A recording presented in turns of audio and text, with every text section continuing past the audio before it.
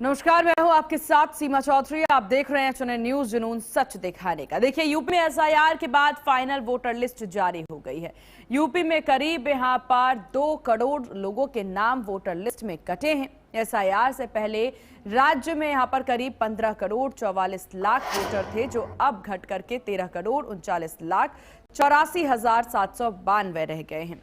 वहीं लिस्ट जारी होते ही इस पर सियासत भी शुरू हो गई है। विपक्ष समाजवादी पार्टी ने फाइनल लिस्ट पर सवाल खड़े किए। सपा ने प्रदेश के मुख्य निर्वाचन अधिकारी को ज्ञापन सौंपकर कई डिमांड भी कर दी है।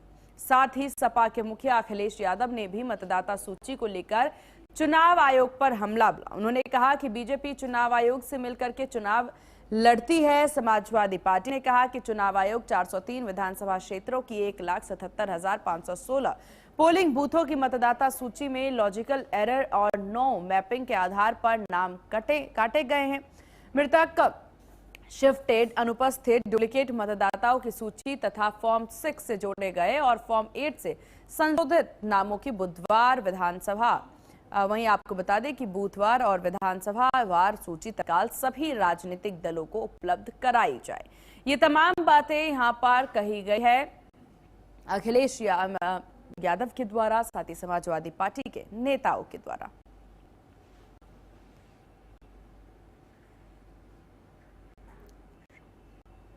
चलिए चर्चा की शुरुआत कर लेते हैं। हमारे साथ शमसिया आजाद ने भाजपा से हैं, डॉक्टर राकेश प्रजापति प्रवक्ता सपा से हमारे साथ हैं और संदीप मिश्रा राजनीतिक विश्लेषक हमारे साथ हैं।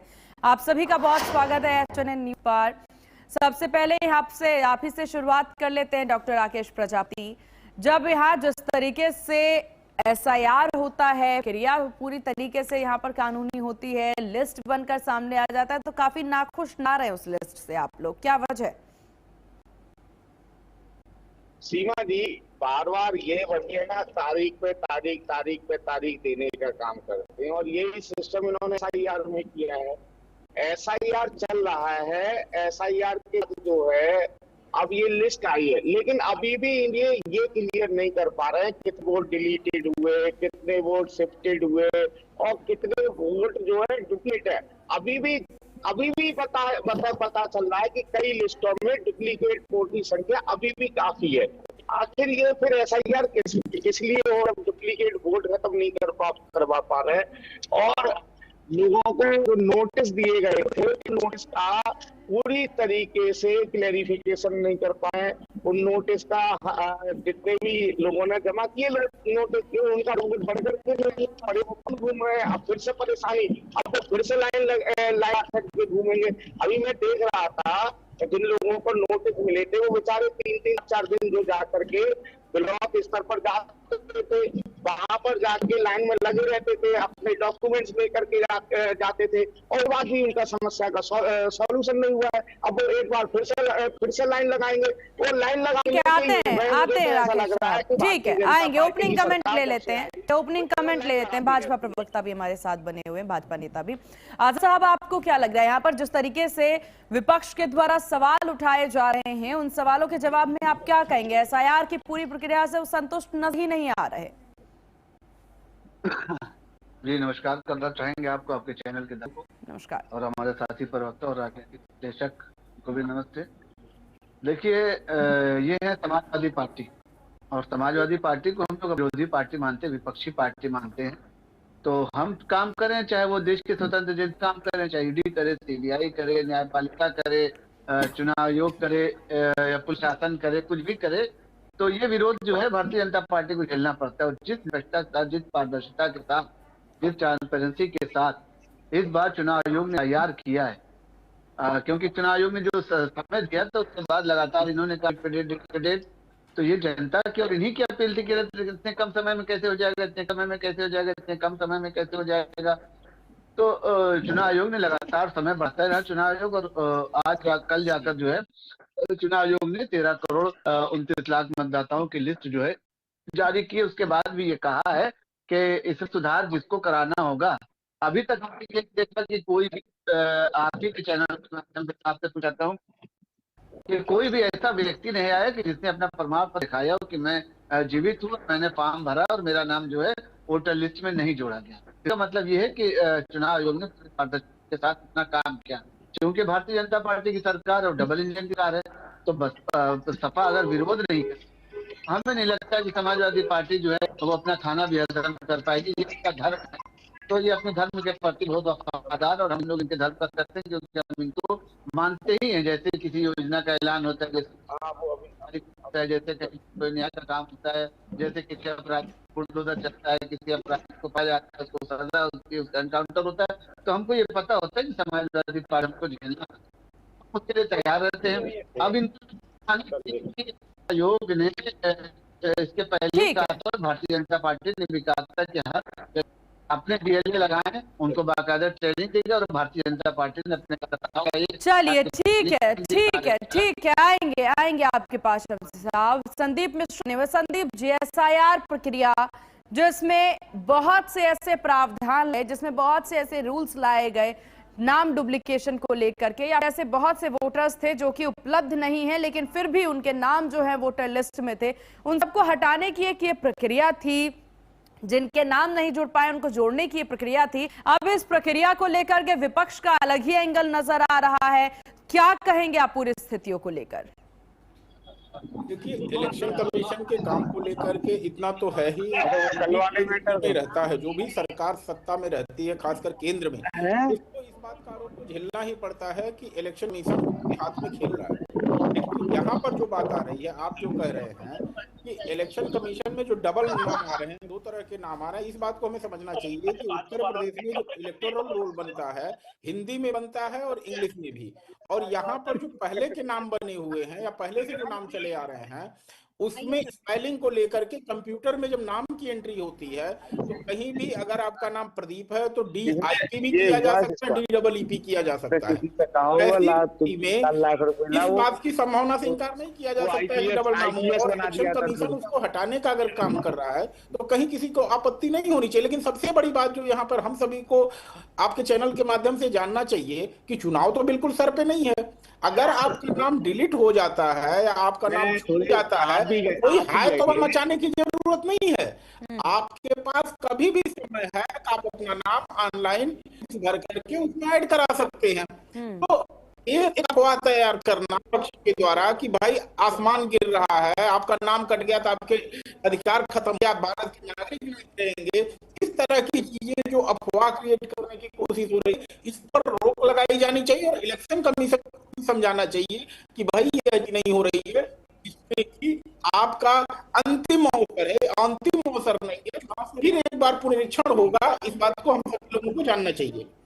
बिल्कुल, और यहाँ पर वजह है डॉक्टर राकेश प्रजापति की विपक्ष बार बार हर चीज का मुद्दा बनाना शुरू कर दे रही है, माहौल बनाना शुरू कर दे रही है। माहौल से जनता बहुत परेशान हो जाती है। जागरूकता लाने की वजह विपक्ष माहौल क्यों बना रही है? डॉक्टर राकेश प्रजापति।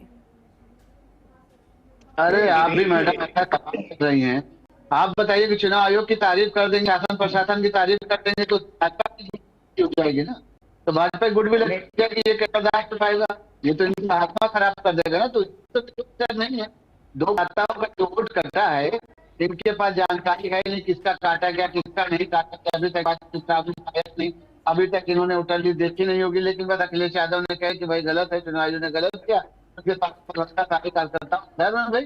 सुबह सुबह देखिए विरोध करने के लिए हमारे प्रजापति जी बैठे हुए हैं, आगे अब आपके सवाल के जवाब देंगे। डॉक्टर राकेश प्रजापति, आवाज नहीं आई थी जी? हाँ, आवाज नहीं आई थी मुझे। जी प्रजापति साहब, सवाल यही था कि आखिर क्या वजह है कि विपक्ष बार बार यहाँ पर मुद्दा बनाती नजर आ रही है, बार बार माहौल बनाती चीज का नजर आ रही है, एसआईआर को लेकर के खासा माहौल की बात होती नजर आ रही है। संदीप जी भी इसका जिक्र कर रहे हैं और भाजपा नेता भी इसका जिक्र कर रहे हैं। नहीं, देखिए सीमा जी, ये माहौल बनाने की बात नहीं है।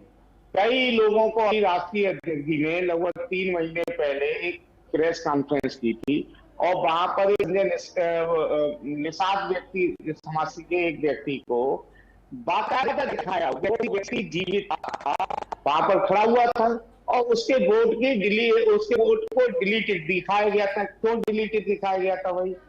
तो आप उनकी मदद करिए, उनको नहीं। देखिए एसआईआर की प्रक्रिया जब हो रही है, आप समझिए जरा इस चीज को समझिए डॉक्टर राकेश प्रजापति। जब इस तरह के लोग आपके सामने आ रहे हैं, इस तरह के वोटर आपके सामने आ रहे हैं, तो बतौर मजबूत विपक्ष की भी भूमिका होती है कि आप जाकर के इस बारे में, इस विषय में जानकारी लीजिए, इस विषय में जाकर के आप उनकी मदद करिए, क्योंकि बहुत से लोग हैं जो जागरूकता के अभाव में ही यहां तक नहीं पहुंच पाते हैं, या फिर हो सकता है कि उनके नाम नहीं शामिल हो पा रहे हो या फिर नाम काट दिया गया हो। इसीलिए समय अवधि भी रखी गई 2 महीने की। इसके बाद अभी भी पूरा प्लेटफॉर्म खुला हुआ रखा गया है कि आप फॉर्म 6 भरिए, जाकर के अपने डीएम के पास पहुंचिए, जाके अब शिकायत दर्ज कराइए। पूरी व्यवस्थाएं हैं ना, विंडो क्लोज तो नहीं है ना, या विंडो क्लोज है आपके अकॉर्डिंग? इसको कौन नकार रहा है? इसको कौन नकार रहा है सीमा जी? इसको कोई नहीं नकार रहा है ना। तो क्या कर रहे हैं फिर आप? आखिर सीमा जी, आखिर ये एक महीने करके डेट बढ़ाई गई। अगर ये शुरुआत में ही डेट 3 महीने की रखते तो इतनी पैनिक कंडीशन तो नहीं आती। ये पैनिक कंडीशन किसने बनाई? लोग अपना काम छोड़ करके, लोग जो है, आप जानते हो कैसी बातें कर रहे हैं?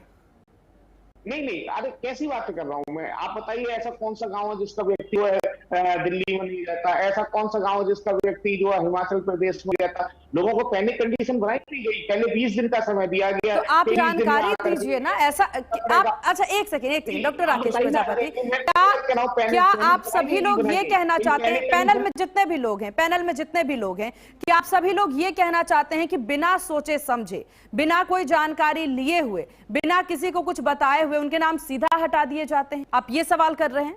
बिल्कुल नहीं। देखिए लगातार बीएलओ को भी जो है एक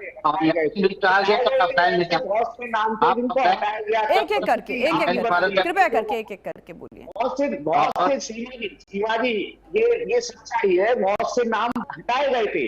फॉर्म नंबर 7 भरा गया, उन लोगों का फॉर्म नंबर 7 उनके घर पर भेजा गया जो जीवित है। क्यों भेजा गया फॉर्म नंबर 7? बताइए, फॉर्म नंबर 7 क्यों भेजा गया उन लोगों के घर जो फॉर्म नंबर 7 लेकर के घूम रहे थे?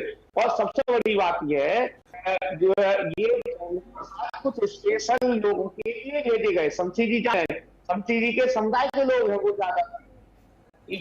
शमशी साहब, एक रिएक्शन आप, फिर संदीप जी के पास आएंगे। देखिए, कहीं ऐसी कोई बात नहीं है, ये बिल्कुल निराधार बातें हैं। जिस तरीके से 2 करोड़ लोगों का वोट कटा है जो सरकार ने बताया, और जो अखिलेश यादव ने भी दावा किया और हमारे मुफ्ती ने भी पहले कहा था कि हमारे लोगों तो एक पहली बात सुनने में आ रहा है कि समाजवादी पार्टी के ही का वोट कटा है। 2 करोड़ लोगों का वोट कटा है, तो समाजवादी पार्टी के थे। और समाजवादी पार्टी के थे क्या मतलब? पहले से प्रायोजित थी कि वो नेताओं का वोट कटा है वो जो है समाजवादी पार्टी के थे। अरे जो बॉम्बे में रह रहे थे उनका भी डबल वोट था, जो लोग दिल्ली में रह रहे थे उनका भी डबल वोट था, जो लोग लखनऊ में रह रहे थे उनका डबल वोट था। तो ये हुई पारदर्शिता की जो आधार कार्ड के माध्यम से जो लिंक है, जो आधार कार्ड स्कैनर के माध्यम से उसको जो होता है, तो लोगों का 3-4 लिंक नहीं किया गया है। जो है नहीं, बाकायदा जब डिटेल लिखे तो डिटेल किया गया है। ये आधार कार्ड आपकी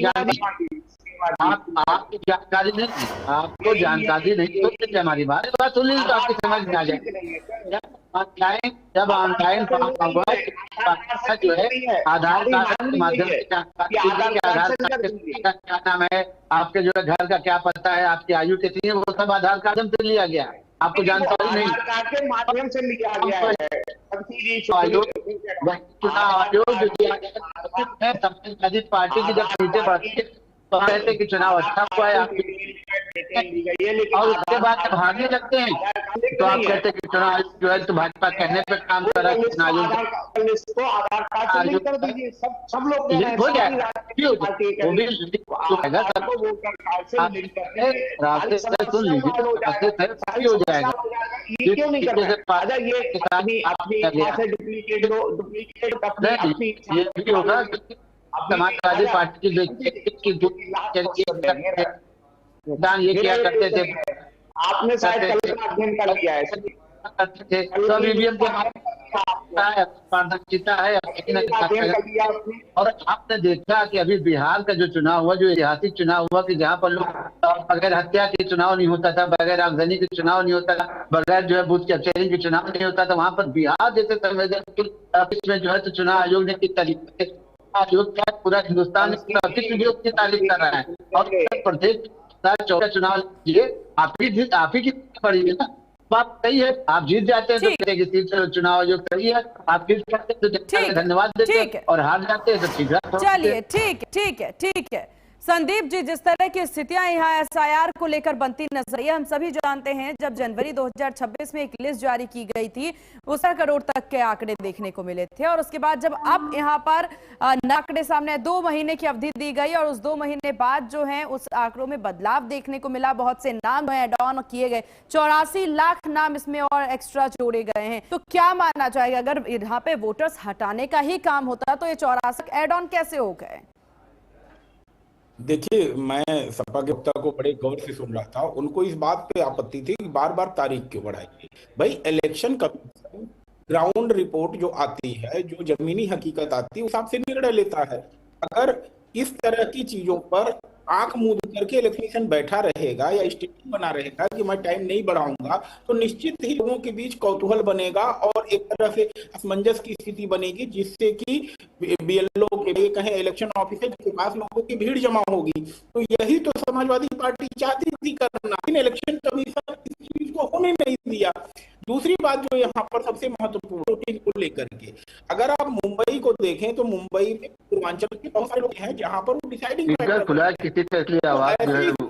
समाजवादी पार्टी के लोग चाहें कि दोनों जगहों पे हमारा हक बना रहे, लेकिन ये चीज तो भूलने वाले नहीं है। आपको 2 जगह 3 जगह चाहे जहां भी रहते हैं, आपको एक जगह का चुनाव करना पड़ेगा कि आपके मतदाता बन करके इस जगह की भाग्य के साथ आप जुड़ना चाहते हैं। आप नहीं हो सकता है कि आप अपने गांव में रहें ना, गांव के विकास के लिए कुछ सोचें ना, और मुंबई में वहां भी बेनिफिट लें और उत्तर प्रदेश में भी बेनिफिट लें। तो इलेक्शन कमीशन तो डबल वोटिंग को खत्म करने वाला है, और शायद इसीलिए हो रहा है कि हमारा वोटर जो हमें मुंबई में भी जिताता है और उत्तर प्रदेश में भी जिताता है, दोनों जगह अगर उसका वोट नहीं रहेगा तो हमारा तो एक जगह का वर्चस्व खत्म होगा और दूसरी जगह के लिए भी दिक्कत होगी। तो इसीलिए लोग चाहते हैं कि भाई मतदाता दोनों जगह बना रहे, और इसके लिए जो गड़बड़ी की जा रही है, जैसा मैंने कहा कि नाम में थोड़ा सा हेर फेर करके लोगों ने कुछ पॉलिटिकल पार्टी ने चाहा है उनके वोटर्स बने रहे दोनों जगह, लेकिन एआई सिस्टम उन चीजों को जब पकड़ रहा है तो लोगों को लग रहा है भाई नाम काटा जा रहा है। तो नाम नहीं काटा जा रहा है, आपको ईमानदारी से देश की मतदान प्रक्रिया में एक व्यक्ति एक वोट होना ही लाजमी है, और यहाँ बहुत जरूरी भी है कि इस प्रक्रिया पर ध्यान दिया जाए। आप सभी मेहमान हमारे साथ बने रहिएगा, वक्त हो चला एक बहुत छोटे से ब्रेक का, हमारे साथ जरूर बने रहिएगा आप सभी मेहमान। ब्रेक के लिए यहाँ पर रुकेंगे और ब्रेक के बाद जल्द हाजिर होंगे। देखते रहिए आप HNN न्यूज़, जुनून सच दिखाने का।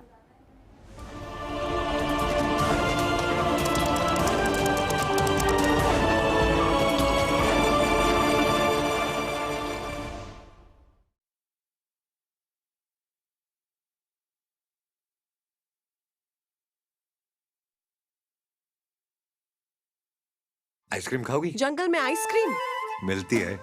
समर कूल रेफ्रिजरेटर, आप अपनी ड्यूटी निभाओ, ये अपनी ड्यूटी निभाएगा। समर कूल, लाइफ बनाए वंडरफुल। गोल्डी छोले मसाले, जहाँ जाए रिश्ते बनाए। गोल्ड लाए हैं फ्रेश लॉक टेक्नोलॉजी, जो रखे मसालों को हर समय फ्रेश।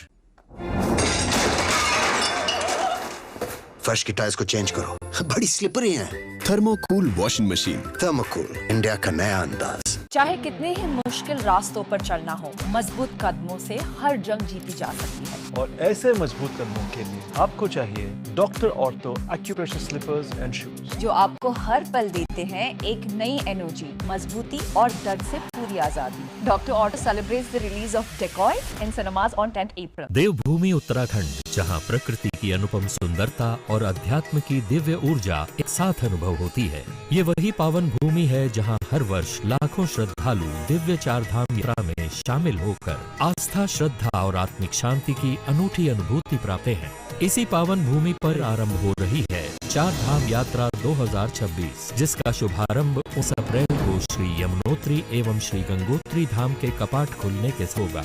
इसके उपरांत 22 अप्रैल को श्री केदारनाथ धाम, 23 अप्रैल को श्री बद्रीनाथ धाम एवं 23 मई को श्री हेमकुंड साहब के कपाट श्रद्धालुओं के लिए खोल दिए जाएंगे। प्रधानमंत्री श्री नरेंद्र मोदी के मार्गदर्शन और मुख्यमंत्री श्री पुष्कर सिंह धामी के नेतृत्व में उत्तराखंड में धार्मिक पर्यटन और 4 धाम यात्रा से जुड़ी आधारभूत सुविधाओं का लगातार विस्तार हुआ है। उत्तराखंड सरकार द्वारा 4 धाम यात्रा के सफल, सुगम और सुव्यवस्थित संचालन हेतु व्यापक तैयारियां की गई हैं। श्रद्धालुओं के लिए पंजीकरण अनिवार्य है। यात्री registration and tourist care .uk.gov.in portal या टूरिस्ट केयर उत्तराखंड ऐप के माध्यम से पंजीकरण, यात्रा पास, मौसम अपडेट, मैप, होटल और हेल्पलाइन जैसी सुविधाओं की जानकारी प्राप्त कर सकते हैं। तीर्थयात्रियों की सुविधा हेतु आपातकालीन स्थिति के लिए हेल्पलाइन नंबर 01351364 जारी किया गया है। चार धाम यात्रा हेतु हेलीकॉप्टर सेवा के लिए हेली सेवा लिंक के जरिए बुकिंग सुविधा भी दी गई है। यात्री हेलीकॉप्टर बुकिंग या होटल बुकिंग केवल अधिकृत और सरकारी प्लेटफॉर्म के माध्यम से ही करें। चार धाम यात्रा को सुरक्षित और सफल बनाने के लिए सभी श्रद्धालु यातायात नियम और स्थानीय एवं मंदिर प्रशासन से जुड़े सभी नियमों का पालन अवश्य करें। साथ ही धामों की स्वच्छता और पवित्रता के सम्मान का भी विशेष ध्यान रखें। आइए चार धाम यात्रा 2026 में आस्था के इस महापर्व का हिस्सा बने।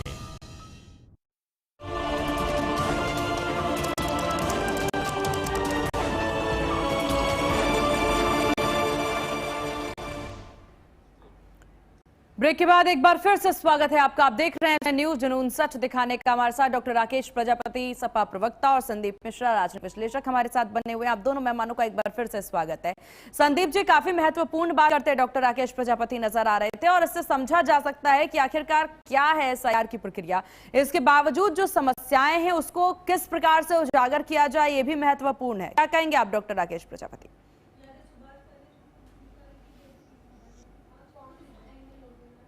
आप म्यूट है, अनम्यूट करें खुद को। जी सीमा जी, देखिए मैं बार बार अब भाजपा के प्रवक्ता चले गए, उनसे बार बार एक पूछ रहा था कि इन्होंने कल अध्ययन कर लिया होगा, मेरा कल बाहर था इसलिए ज्यादा अध्ययन नहीं कर पाया हूँ। ये क्या ये बताइए, अभी भी डुप्लीकेट वोट बचे होंगे? नहीं वोट बचे हैं। आखिर डुप्लीकेट वोट क्यों बच रहे हैं?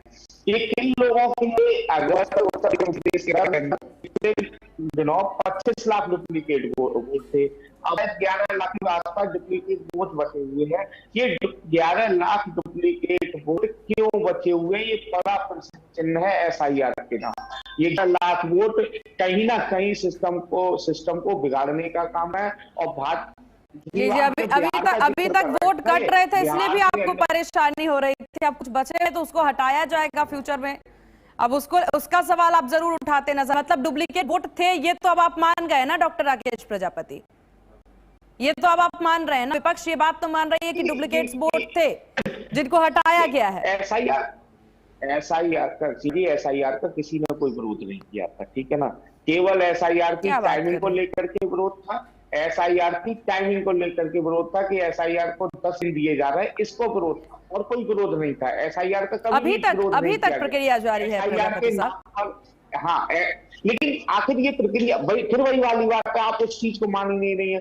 आखिर यही डेट पहले ये कहा दिया गया होता कि 3 महीने आपको मिलना है, तो व्यक्ति पैनिक नहीं होता, व्यक्ति बार बार जो घर के चक्कर हालांकि देख पैनिक सिचुएशन नहीं लगता, तो पैनिक सिचुएशन लाने की क्या जरूरत है? संदीप बस इतना कहना चाहता हूँ। संदीप जी इसका जवाब देंगे। केवल समय के लिए बात कहा था कि समय नहीं, संदीप जी ने मेरी बात को दोहराया था। संदीप जी ने कहा कि बार बार डेट बढ़ाते डेट पहले से ही अगर 3 महीने कर दी जाती, मेरा कहना यह है, और राष्ट्रीय अध्यक्ष जी का भी यही कहना था, पहले से ही अगर इसको समय दिया जाता तो लोगों को परेशानी नहीं होती, लोगों को परेशानी का सामना नहीं करना पड़ता। लोग अनावश्यक ये 30 BLA जो मरे, एक मिनट रुक जाइए सीमा जी, रुक जाइए वक्त की कमी गलत देते हैं लोग बैठ कर। ठीक है, हो गया संदीप जी, ठीक है संदीप जी से जवाब ले लेते हैं। राकेश जी ठीक है, समझ गए जवाब ले लेते हैं संदीप जी। BLO खत्म हुए थे वो पहले की वजह से,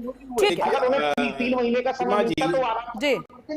ऐसा है, यह ह्यूमन नेचर है। अगर 3 महीने या 3 साल का भी समय दिया जाता, मैं कह रहा हूं अगर 3 महीने नहीं 3 साल का भी समय दिया जाता ना, तो आखिरी जो 3 दिन बचते उस दिन भीड़ पहुंचती वहां पर जरूर। ये ह्यूमन नेचर है। तो इलेक्शन कमीशन अगर पहले दिन बता देता कि हम टाइम एक्सटेंड करेंगे, तो जो लास्ट डेट होती है उस दिन टेंडेंसी है ये। तो इस नेचर को जानते हुए इलेक्शन ने समय समय पर टाइम को बढ़ाया। इसीलिए तो उत्तर प्रदेश बड़ा राज्य है, बड़ी जनसंख्या वाला राज्य है।